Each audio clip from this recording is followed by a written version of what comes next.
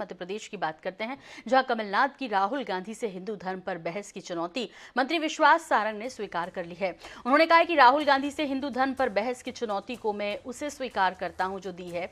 जिस यात्रा में क्रूर हिंदू की बात की जाती है, वे हिंदू धर्म पर बहस की चुनौती देते हैं। हिंदू धर्म को बदनाम करना कांग्रेस की आदत है। उन्होंने कहा, मैं राहुल गांधी को चुनौती देता हूं कि वे आकर हिंदू धर्म को लेकर मुझसे बहस करें। मैं धर्म का बहुत बड़ा ज्ञानी नहीं हूं, लेकिन कमलनाथ की इस चुनौती को स्वीकार करता हूं।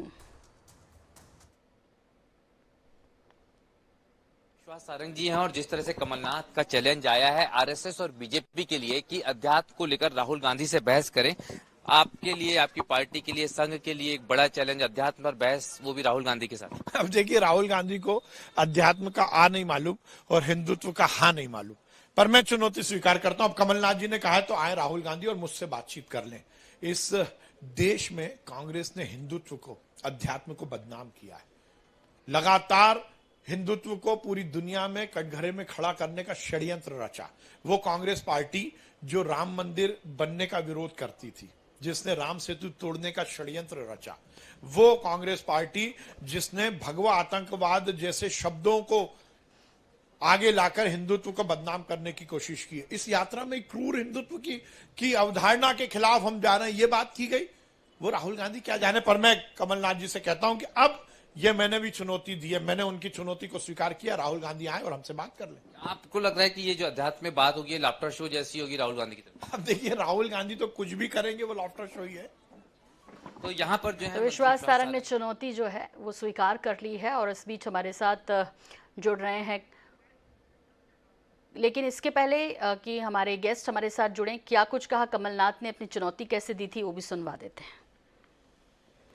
मैं चैलेंज कर रहा हूँ बीएचपी को, आरएसएस को और बीजेपी को कि वे राहुल जी के साथ बैठ जाए, आप सबको बुला ले, आप सबके सामने हमें कोई चीज साबित करनी, जो हम है हम है, हमें साबित करने की आवश्यकता नहीं। तो ये जो एक इमेज बना ली, एक छवि बना ली, ये उसका परिणाम है जो आप बात कर रहे हैं। तो अब आरएसएस और विश्व हिंदू परिषद को जिस तरह से चुनौती दी कमलनाथ ने, उसे स्वीकार कर लिया विश्वास सारंग ने। इस वक्त हमारे साथ वरिष्ठ कांग्रेस नेता के मिश्रा जी और वरिष्ठ बीजेपी नेता डॉक्टर हितेश वाजपेयी जी जुड़ रहे हैं। सबसे पहले के जी, जो चुनौती मिली थी आपकी तरफ से, उसको स्वीकार कर ली है विश्वास सारंग जी ने? जी, कमलनाथ जी ने जिस वक्त यह कथन सार्वजनिक किया है, उस प्रेस कॉन्फ्रेंस में मैं खुद कमलनाथ जी के पास बैठा हुआ था जी। मैं विश्वास सारंग जी की चुनौती को स्वीकार करता हूं। वो जहां कहें, उनके राम, उनके हिंदुत्व और उनके राजनैतिक पाखंड पर मैं उनसे खुली बहस करने के लिए तैयार हूं। मैंने अपने ट्वीट में यह भी कहा है कि यदि वो भारतीय जनता पार्टी के मुख्यालय पर भी मुझे बुलाएंगे, आरएसएस के वृद्धाश्रम संविदा पर भी मुझे बुलाएंगे, तो मुझे वहां जाने में भी कोई हिचक नहीं होगी। तो मुझसे चुनौती स्वीकार कर लें, मुझसे इस विषय पर बहस कर लें। डॉक्टर हितेश वाजपेयी भी हमारे साथ हैं। हितेश जी, आपकी प्रतिक्रिया इस पर? खुला चैलेंज है और स्वीकार भी कर लिया, लेकिन इस बीच एक बार फिर से बहस, वही कौन बड़ा हिंदू, कौन बड़ा सनातनी, किसको ज्यादा नॉलेज है अध्यात्म के बारे में? देखिए, हम सब जानते हैं, चर्चा जय श्री राम को उन्होंने कहा मत बोलो भैया, राहुल गांधी जी ने, कि जय श्री राम नहीं बोलना चाहिए। मतलब आप सोचिए, राहुल जी तो और उनकी माँ कैथोलिक हैं, हम सब जानते हैं।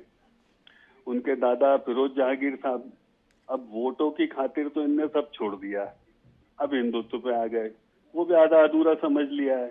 तो ये चर्चा इस बात की है कि भाई राहुल गांधी जी को कोई समझाए तो सही कि जय श्री राम जो है वो शाश्वत है। ऐसा नहीं बोलते हैं हमारे यहाँ कि ये मत बोलो। जय श्री राम नहीं बोलने का आग्रह करना, मतलब आप समझते हो भारत में होता क्या है, इसका अर्थ क्या होता है? अब इसमें कौन सा शास्त्रार्थ चाहिए, आप बताओ? जबरदस्ती निकल के, अच्छा नेताओं का काम शास्त्रार्थ करना है क्या? तो काय कमलनाथ जी जबरदस्ती हम बहस करेंगे, भाई घर में कर लो, उनको समझा दो। कांग्रेस में भी धर्म के ज्ञाता ऐसे लोग हैं, ऐसा नहीं कि नहीं है, तो वो जाके राहुल गांधी को पहले समझाएं कि ऐसी बात नहीं करते साहब, धर्म को धर्म रहने दो, आप राजनीति तक अच्छे लगते हो। आप खुद बताइए, आपसे कोई बोले कि नहीं साहब सोना जी कल से आप जय श्री राम नहीं बोलना, तो आप बताइए आप क्या बोलेंगे उससे? मुस्कुरा देंगे बस, उस पे, उसके ज्ञान पे क्या बता दो आप? आपने एक तो मांगा नहीं, जबरदस्ती दे दिया, भाई आप सड़क बनाओ, बिजली बनाओ, पानी बनाओ, यहाँ तक तो समझ में आता है। अब राहुल गांधी यदि हिंदुत्व पर प्रवचन देने लग जाएंगे तो सुभान अल्लाह। अच्छा वो तभी विश्वास सारंग जी कह रहे थे कि लाफ्टर शो होगा यदि इस तरह की चर्चा होती है तो, है ना, वो खुद लाफिंग स्टॉक बन गए। आप किसी भी धर्मशास्त्री से फोन करके पूछिए कि राहुल गांधी कहते हैं कि इस देश में जय श्री राम नहीं बोलना चाहिए, जय सिया राम बोलना चाहिए, तो वो पहले तो मुस्कुरा ही देगा। भाई इस अबोध और अज्ञानी व्यक्ति को मैं क्या बताऊं धर्म के बारे में। बाकी वो बहुत अच्छा एक अच्छी बात लेकिन क्या है कि चलो वो जानने का तो प्रयास कर रहे हैं। भाई हम समझ रहे हैं उनकी माताजी कैथोलिक है, परिवार पूरा कैथोलिक रहा है, मैंने बताया ना, दादाजी फिरोज जहांगीर है, तो कोई अच्छी बुनियाद नहीं है उनकी इन विषयों को लेकर। तो इट इज गुड दैट वो उसको सब समझने की कोशिश कर रहे हैं, तो उनके इस प्रयास को वेलकम है। अभी वो बहस के योग्य नहीं बने हैं धर्म के विषय के मिश्रा जी बताइए। बहस के योग्य नहीं है धर्म के विषय में। पहली बात तो ये कि कौन किसकी माँ हो, कौन किसका पिता हो, या भारतीय जनता पार्टी तय करेगी, जो ईश्वर तय करता है, नंबर 1। नंबर 2, जिन लोगों में राम के नाम पर सरकार बनाने के बाद इतना साहस नहीं है कि राम मंदिर तोड़ने के बाद कहते हैं कि हाँ हमने तोड़ा, और लिब्राहन आयोग के समक्ष कह देते कि हमने नहीं तोड़ा। तो जिन लोगों में गोस्वामी तुलसीदास की उन पंक्तियों का असर नहीं है कि रघुकुल रीत सदा चली आई, प्राण जाए पर वचन न जाई, जब बाबा तुलसीदास कहते हैं कि धर्म के लिए, राम के लिए प्राण चले जाए और वचन नहीं जाना चाहिए, तो जिन लोगों का वचन ही दोहरा है उन लोगों से बात क्या की जाए। वो जय श्री राम नहीं बोलने के लिए मना करें ना। के जी हितेश जी यही तो बोल रहे हैं कि वो तो बोलने के लिए मना करते हैं, फिर कहाँ आप रामायण की चौपाइयां पढ़ के सुना रहे हैं। नहीं तो जिन्हें रामायण पर, राम पर विश्वास ही नहीं है, जिनका राम, जिनका हिंदुत्व व्यवसाय है, उन लोगों से राजनीति में बहस क्या की जाए। फिर खुली बहस में तो इनके लिए व्यवसाय है, चूंकि ये मुद्दा बनाते रहे राम मंदिर को, राम के नाम पर कहते रहे कि हम ही हैं जो असल हिंदू हैं, असल हिंदुत्व की बात करते हैं, और राम के अस्तित्व पर जिसने सवाल उठाया उसका क्या। अब देश कह रहा है, और इसी के लिए तो राहुल गांधी भारत छोड़ो के लिए निकलना पड़ा है। मैं तो कह रहा हूँ ना कि मैं बहुत छोटा आदमी हूँ, कांग्रेस पार्टी का कार्यकर्ता हूँ, मैं खुद